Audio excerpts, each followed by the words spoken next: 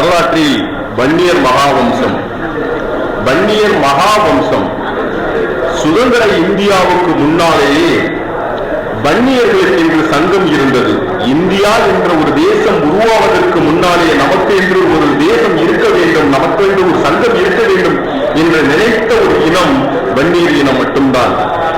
அரசியலில் ஏன் நாம் அவ்வப்போது தோற்று போகிறோம்? தோற்று போவதில்லை, சற்றே பின்னடைவுதான். இந்த புத்தகம் உங்களிடம் பேசுகிறது.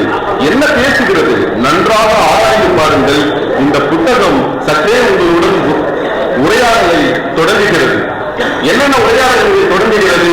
சுதந்திர இந்தியாவுக்கு முன்னாடி இருந்து, சத்தியாகிரக போராட்டத்தில் இருந்து, தென்னாப்பிரிக்காவில் நடந்த போராட்டத்தில் இருந்து, அன்றைக்கு இந்த வன்னியர் இனம் கான்ட்ரிபியூட் பண்ணதில் இருந்து சுமார் 1700 வன்னியர்கள் ஒரே நாளில் தமிழ்நாட்டில் மட்டும் கைது செய்யப்பட்டார்கள் என்றால் அது வன்னியர் இனம் மட்டும்தான்.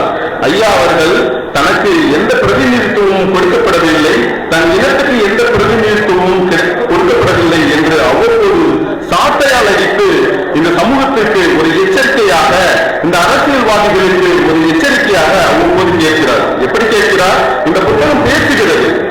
பெரியாரில் இருந்து, ராஜாஜியில் இருந்து, மாப்போ சிவஞானத்தில் இருந்து, காந்தியடிகளில் இருந்து, முதலமைச்சர் கருணாநிதியில் இருந்து, எம்ஜிஆரில் இருந்து, காமராஜரில் இருந்து ஒவ்வொருத்தராக கேள்வி கேட்கிறது. என் சமூகம் பெரும்பான்மை சமூகம், பெரும்பான்மை சமூகம் ஆள பிறந்த சமூகம் ஏன் ஆளவில்லை? எங்களுக்கான பிரதிநிதித்துவம் கொடுக்கப்படவில்லை, ஏன் மறுக்கப்படுகிறது? ஒரே உதாரணத்தை சொல்கிறேன். எனது மூத்த மகள் ஒரு சிபிஎஸ்இ ஸ்கூல்ல படிக்குது. அதுக்கு சுதந்திர போராட்டத்தை பத்தி பேசணும் அப்படின்னு சொல்லிட்டு ஸ்கூல்ல ஒரு அசைன்மெண்ட் கொடுக்குறாங்க. அப்பா நீதான் நிறைய படிச்சிருக்கிய, எனக்கு ஒரு டாபிக் சொல்லு அப்படின்னு.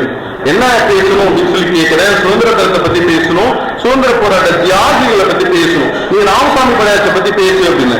எப்பப்பா இந்த மாதிரியே சொல்றப்பா யாருமே அக்செப்ட் பண்ணிக்க மாட்டாராம். இதை சொல்லிக் கொடுத்தவன் எவன்? நல்லா புரிஞ்சுக்கோங்க. ஏன் சமுதாயம் 1700 பேர் வந்து ஒரே நாள்ல அரெஸ்ட் பண்ணப்படுகிறது. அதை சொல்லிக் கொடுத்தால் குற்றம் என்று சொல்லிக் கொடுத்த சமூகம் எது? வரலாற்றில் மறைக்கப்படுகிறது. நம்ம கவிஞர் சொன்னார், வரலாற்றில் எழுதப்படவில்லை என்றால் நாளை நாம் பேசப்பட மாட்டோம். அந்த ஆதங்கத்தில் இந்த புத்தகம் பேசுகிறது. ஒவ்வொன்றாக கேட்கிறது. ஏன் எனக்கு பிரதிநிதித்துவம் இல்லை? உள்ளாட்சி தேர்தலில் ஏன் இல்லை? எம்எல்ஏக்கு ஏன் இல்லை? எம்பிக்கு ஏன் இல்லை? ஏன் என்னால் முதலமைச்சர் ஆக முடியவில்லை? நாம் ஏன் ஒன்றுபட முடியவில்லை? எதனால் ஆனது அப்படி என்று கேட்கிறார். ஒரு கட்டத்தில் யாரை கேள்வி கேட்கிறாரோ அவர் நமக்கு துரோகமும் செய்திருக்கிறார் அப்படி என்று சுட்டிக்காட்டுகிறது இந்த புத்தகம். சுட்டிக்காட்டிய அதே நேரத்தில் அவரை பாராட்டவும் செய்கிறது. ஏன் பாராட்ட செய்கிறது? அது வன்னியருக்குரிய மரபு. இப்படியாக இந்த புத்தகம் தொடங்குகிறது. நம் ஒவ்வொருவரும் அந்த புத்தகத்தை படிக்க வேண்டும். நம்முடைய பிள்ளைகளுக்கு சொல்லிக் கொடுக்க வேண்டும். ஏன் சாதி பெயரை சொன்னால் என்ன தவறு என்று சொல்லிக் கொடுக்க வேண்டும். அது ஒரு அழகான சொல். என்னுடைய அலுவலகத்துக்கு ஒரு 4 பில்டிங் தள்ளியே வந்துட்டு ஒரு ஹோட்டல் இருக்கு. அந்த ஹோட்டல் பேர் Thevar hotel, Iyengar bakery, Iyengar sweets, அப்புறம் பவன் ஹோட்டல், இதெல்லாம் இருக்குது.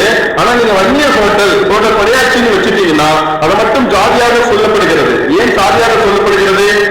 மீண்டும் ஒரு முறை இந்த இனம் ஆட்சியின் அதிகாரத்திற்கு வந்துவிட்டால் அதற்கு பின்னால் எந்த இனமும் தமிழ்நாட்டை ஆள முடியாது என்ற